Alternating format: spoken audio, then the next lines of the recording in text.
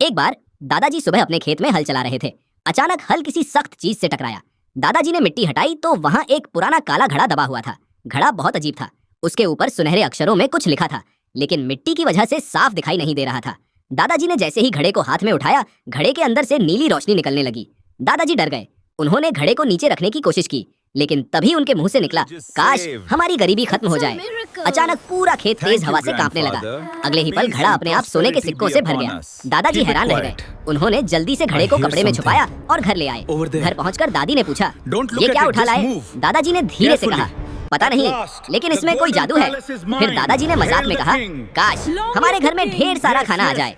इतना बोलते ही खाली रसोई अपने आप खाने पीने की चीजों से भर गई। मिठाइयाँ, फल, अनाज, सब कुछ अचानक सामने आ गया। दादी डर कर पीछे हट गई।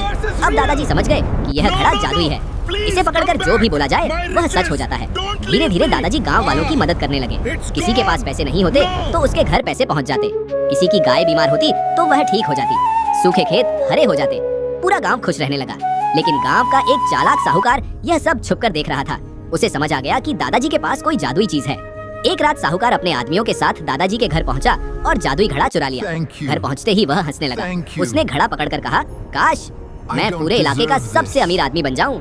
अचानक उसका छोटा घर सोने के महल में बदल गया। कमरे हीरे जवाहरात से भर गए। नौकर उसके सामने झुकने लगे। अब उसका लालच बढ़ता गया। उसने कहा, काश पूरा गांव मेरा